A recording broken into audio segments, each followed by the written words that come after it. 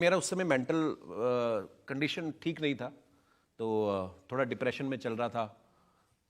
दिन रात मेरे को लगता था कि मैं लोगों को फेस नहीं कर पाऊंगा, तो मेरा मन नहीं करता था किसी से मिलने का। शो भी मैंने बंद कर दिया।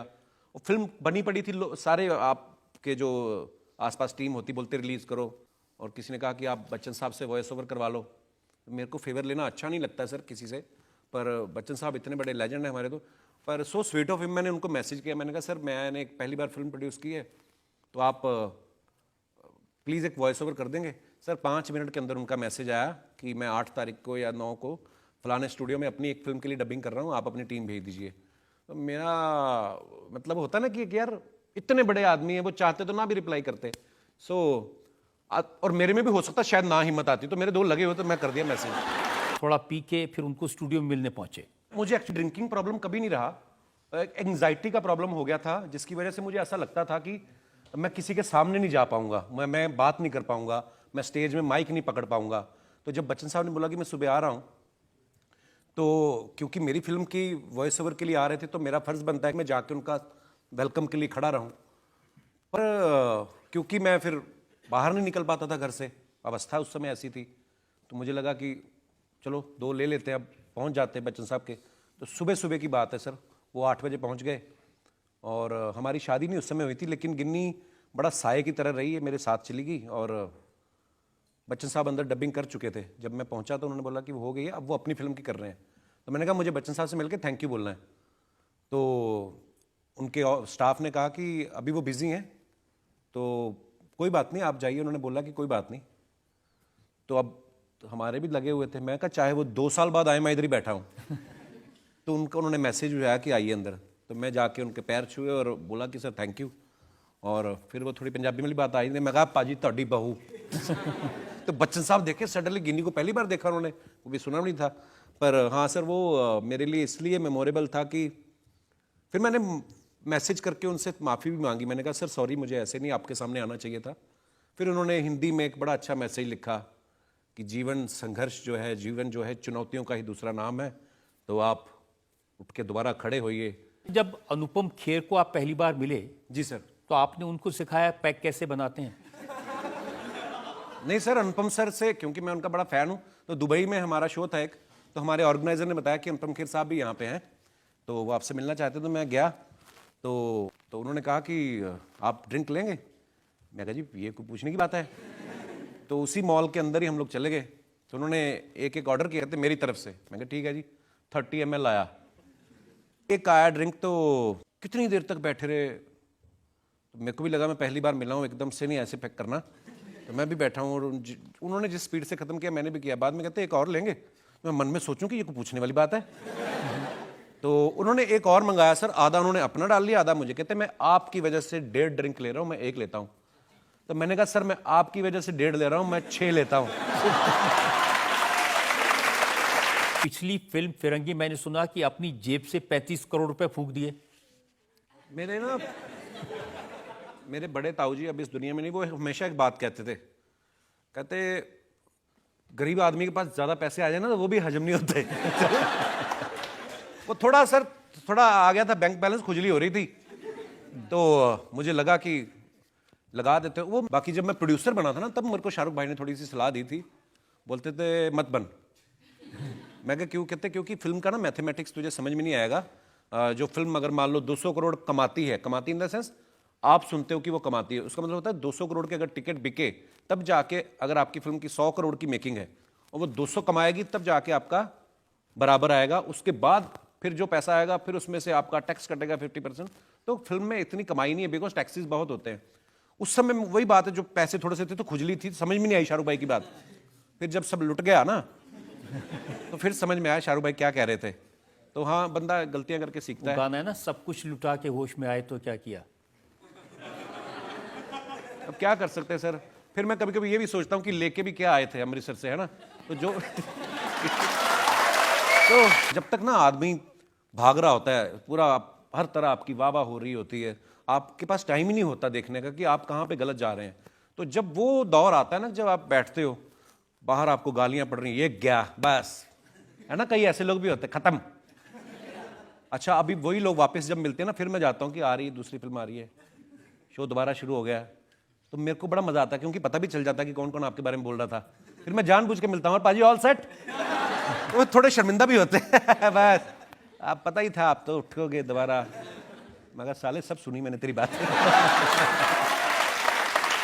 आप कहते हैं कि मेरी शादी नहीं होती अगर मैं पीता नहीं। पर ये बात सच है कि हमेशा ही पी के काम खराब ही नहीं हुए, अच्छे भी हुए हैं। तो सर मैं कॉलेज जब पढ़ता था, अपने कॉलेज, तो गर्ल्स कॉलेज बिल्कुल था हमारे कॉलेज के पास, वहाँ पे मैं अपनी पॉकेट मनी के लिए काम करता था। तो गिन्नी उस कॉलेज में पढ़ती थी, तो मेरी स्टूडेंट थी ये, तो ये थी बीए फर्स्ट ईयर में, बीकॉम फर्स्ट ईयर में, और मेरी ग्रेजुएशन हो चुकी थी, मैं पीजी कर रहा था, आई एम पोस्ट ग्रेजुएट। तो मैंने कहा जी, मैं अपनी प्रिंसिपल को बोला कि मुझे काम करने दें आप दूसरे गर्ल्स कॉलेज में, मैं प्ले करवाऊंगा जाके, तो मेरे को 4 पैसे मिलेंगे, तो मेरे को मतलब अच्छा लगता था अपने लिए अपनी पॉकेट मनी निकालना। तो गिन्नी ना सर, हम 2 लोग थे, मैं, मेरा दोस्त था एक, और 3 लोग, एक म्यूजिक वाला था मेरा फ्रेंड। तो हम लोग रोज रिहर्सल करने के लिए जाते थे, तो वो सैंडविच लेके आती थी सिर्फ मेरे लिए। तो मेरा दोस्त कहता है ये ना लड़की गिन्नी तेरे को लाइक करती है। मैं कहा नहीं यार, उसकी गाड़ी देख कितनी बड़ी है और मेरे स्कूटर की फोम निकल रही बाहर।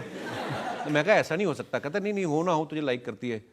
तो एक बार हम कॉलेज रिहर्सल के बाद ख़त्म करके घर यार दोस्त बैठे हुए, और बस 2-3 माहौल बना हुआ था, तो उसका फ़ोन आ गया।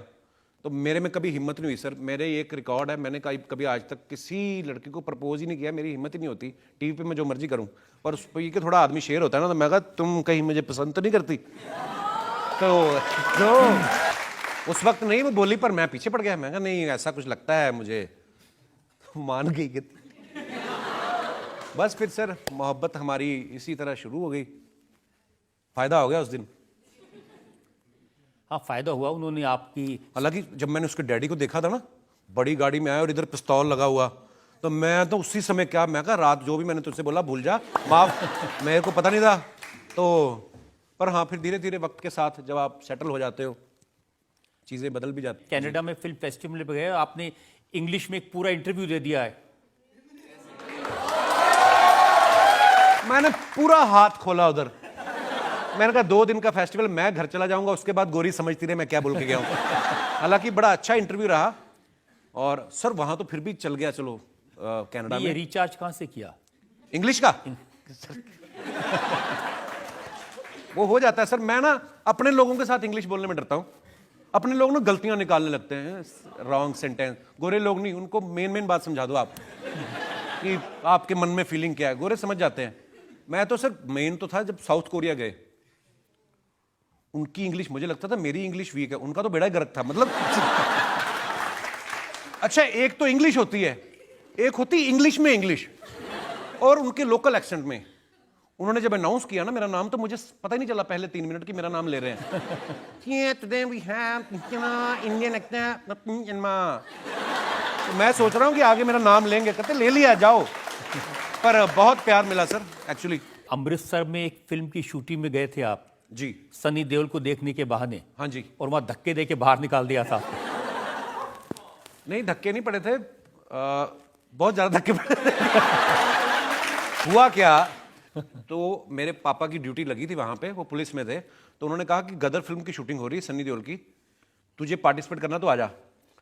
तो सीन था अमरीश पुरी साहब और अमीषा पटेल जो हैं वो पाकिस्तान जाने लगते हैं, और अमीषा पटेल वहीं पे रुक जाएंगी और अमरीश पुरी साहब निकल जाएंगे। अच्छा हम लोग उस समय, ये 97 की बात है शायद, है ना, या 96 की बात है शूटिंग की। तो बड़ा शौक मुझे, तो वहाँ पे ना वो आपको दे देते थे बड़े बड़े बर्तन, कि लगे कि देश का बंटवारा हो रहा है और अलग अलग लोग भाग रहे हैं। मैं कैसे कैसे करके डैडी को बोल के, तो बिल्कुल सीढ़ियों से ना अमरीश पुरी साहब और अमीषा पटेल मेरे बिल्कुल आगे थे। मेरे को कुछ हो कि अमरीश पुरी साहब का मैं बहुत बड़ा फैन था, तो मेरे से रहा नहीं गया, तो मैंने ना ऐसे कर दिया उनको। तो उनकी आवाज वो घूमे, अरे कौन है भाई। तो मैं ना उसके बाद, अच्छा मुझे तो कहानी पता नहीं थी वो फिल्म की क्या है, वो तो फिल्म देखने के बाद पता चलेगी। अमीषा पटेल हर बार छूट जाए, अमरीश पुरी साहब ट्रेन पे चढ़ जाया करें। मैं कहा यार ये हीरोइन हर बार ट्रेन ही नहीं चढ़ा जा रहा है इससे। बाद में पता चला कि उनका सीन ही यही था। तो हाँ सर, वो फिर मैंने गदर फिल्म देखी सर, कहीं आता पता नहीं था मेरा। तो मैंने सनी पाजी जब आए, मैंने उनको बताया किस्सा, बड़ा वो हंसे, कहते अच्छा तू वहां पे था। हालांकि सनी देओल आए ही नहीं थे अमृतसर, उनका एक डुप्लीकेट ही कर गया एक दो सीन ना, वो खाली वो मशाल लेके उनको ढूंढना, तो पीछे से शॉट लिए थे। तो सन्नी पाजी आए नहीं थे, हमें देखने को भी नहीं मिला, धक्के अलग से पड़े, सीन अलग से कटा, बेइज्जती अलग हुई। तो ठीक है, पर समय समय की बात है। अब बताओ आप। मैं ये प्रश्न पूछना चाहती हूँ, आपके शो में बड़े बड़े सेलिब्रिटीज आते हैं, अमिताभ बच्चन जी आए, शाहरुख खान जी, सलमान खान जी, सबने आपको एक सलाह दी पर आपने मानी नहीं। अच्छा जी। सबने आपको सलाह दी कि शादी मत करना कपिल, लेकिन आपने वो सलाह नहीं मानी। अच्छा, खुद वो करके बैठ के मुझे रोक रहे हैं। मैं क्यों मानूं? मैंने की शादी, मुझे बड़ा मजा आया। क्यों ना करें भाई शादी? और अच्छी चीज होती, मैं आपको सही बताऊं, मतलब ये तो खैर हम लोग हंसी मजाक करते हैं, क्योंकि कहीं ना कहीं हमें ये भी लगता है कि यार हमारी बीवी है, हम लोगों का रिलेशन ऐसा होता है कि पता है हंसी मजाक करेंगे, ये कभी गुस्सा नहीं करेगी, तो ये रिलेशन बड़ा ब्यूटीफुल होता है। मेरी लाइफ में तो बड़ा चेंज आया मैम शादी करने के बाद, और लाइफ एक्चुअली बदल गई, बिल्कुल बहुत खूबसूरत हो गई है। सो मैं तो सभी को सलाह दूंगा कि जिन्होंने अभी तक शादी नहीं की वो जरूर करें, और जिनकी हो चुकी वो एक और करें। आई मीन सॉरी, गलती से, पर हाँ करनी चाहिए जरूर। कपिल एक तो रूप है जो लोगों को दिखाई दे रहा है, जी सर। जो आपके शोज में दिखाई देता है, हंसने का, हंसाने का। जी सर। एक रूप है जो रात को 10 बजे के बाद दिखाई देता है, डराने का, धमकाने का, गरियाने का। मैं हमेशा कहा मल्टी टैलेंटेड। वो सर होता है कभी कभी, मतलब अब शायद वक्त बहुत बदल गया। पहले पहले होता था, मुझे ना मुझे अच्छा लगता है लोगों को हंसाना, लोगों से बातें करना। कभी कभी गुस्सा भी आ जाता है, आ जाता था ज्यादा, शादी के बाद तो बिल्कुल खत्म हो गया। तो होता है सर कभी कभी, पहले ऐसा होता था, मैं ना ट्विटर पे चले जाना, मेरे को किसी ने एक गाली देनी तो मैं उसको 10 देता था। तो मेरे दिमाग से निकल गया कि फेक अकाउंट बना के भी गाली दी जा सकती है। तो मैं अपने ब्लू टिक वाले से लगा रहा। तो अच्छा लोग, अच्छा मेरे को जो मर्जी कोई बोल जाए, उनको कोई कुछ कहता नहीं। मैंने एक दे दी तो फटाफट न्यूज बन गई। फिर मुझे लगा मैं आई एम वेरी पॉपुलर, तो मुझे ये सब नहीं करना चाहिए। तो अभी बदल गया सर हालात, अभी मतलब अभी भी लोग कहते हैं कि जैसे हाथी के दांत खाने के और दिखाने के, और कपिल शर्मा पीने के पहले और पीने के बाद और। होता है ऐसे। मैं धर्मपा जी को बड़ा फॉलो करता हूं ना, इस मामले में नहीं। अगर आप उनके सोशल मीडिया पे जाओ ना, अब आप सोशल मीडिया पे जाओ तो धर्मपा जी के ट्वीट्स देखने शुरू किए मैंने, इतने मोहब्बत वाले। मैं कहा यार ऐसे काम करने, मैंने लड़ना नहीं ट्विटर पे, अब जो धर्मपा जी जैसा करते हैं ना वैसे करना है। अब मैं देख रहा था बीच में वो अपने फार्म पे गए, तो उनके फार्म पे कोई बड़ा बड़ा कद्दू हुआ, तो लेके बेचारे ट्विटर पे लाइव गए हुए हैं, दोस्तों कद्दू मेरे खेत में हुआ है, बहुत ही अच्छा होता है सेहत के लिए। इतना बड़ा कद्दू, मुझे इतना क्यूट लगा उनको देख के। मैंने कहा मैं भी ऐसे वीडियो डाला करने हैं, अगर नहीं ऐसे तो मत डालो। अब मैंने सुना है कि रात को 10 बजे के बाद आपकी वाइफ अपना फोन अपने पास रख लेती है, आपका फोन उनके पास। ये स्टेटमेंट मैं थोड़ी सी करेक्ट करना चाहूंगा मिलॉर्ड। रोज 10 बजे के बाद नहीं, जब कभी कभी मेरे 11:30 बजते हैं ना, तो वो फिर अपना फोन, वो सियानी है थोड़ी, उसको पता है कि ये फिर कोई ना कोई पंगा कर देगा, तो इसीलिए मैं कह रहा था शादी कर लेनी चाहिए। आप सोशल मीडिया पर पोस्ट करते रहते हैं और वो डिलीट करती रहती हैं। नहीं, अब मैं नहीं करता हूँ। हाँ पहले से कर देता था, पहले हर मुद्दे पे मुझे घुसने की आदत थी, किसी मुद्दे पे अपने विचार पेश कर देने, कोई मांगता भी नहीं था। कपिल, जब आप बाहर के मुल्कों में जाते हैं, कनाडा जाते हैं, अमेरिका जाते हैं, ऑस्ट्रेलिया जाते हैं, तो वहां आपको सब कुछ अच्छा अच्छा दिखने लगता है। वहां की जो बाई है वो भी खूबसूरत लगती है। सर मुझे ऐसा लगता है कि कभी भी हम बाहर जाएं या बाहर के लोग यहाँ पे आए, हमारे देश में बहुत सारी ऐसी चीज़ें हैं जो उनको हमसे सीखनी चाहिए। प्यार मोहब्बत से, जॉइंट फैमिली वाला कल्चर हमारे हिंदुस्तान में है, माँ बाप के पैर छूने का कल्चर हमारे हिंदुस्तान में है। बहुत सारी चीज़ें हैं जो दूसरे लोगों को हमसे सीखनी चाहिए। लेकिन अगर बाहर से हमें भी कोई अच्छी चीज़ मिले तो मुझे लगता है सीख लेनी चाहिए, है ना, इसमें कोई बुराई नहीं है, हम सब इंसान हैं। मैंने देखा लिफ्ट में उतर रहे आप, कोई भी अनजान आदमी से टिकट मारेंगे, एक दूसरे को कॉम्प्लीमेंट देते हैं। हमारे आप किसी लड़की को गुड मॉर्निंग बोल दो, कहती अपनी बहन को बोल गुड मॉर्निंग। तो या तो मतलब कभी कभी लगता है ना कि उनको इंटेंशन पे शक हो जाता है ना हमारे लोगों की, कि ये मेरे को इसने गुड मॉर्निंग क्यों बोला होगा। और वाकई अगर कोई अनजान आदमी किसी अनजान को गुड मॉर्निंग बोला ना, तीसरा आदमी दूर से खड़ा होगा, मतलब हमारे अपने ही जजमेंट में लगे होते हैं, वहां पे नहीं मैंने देखा सर।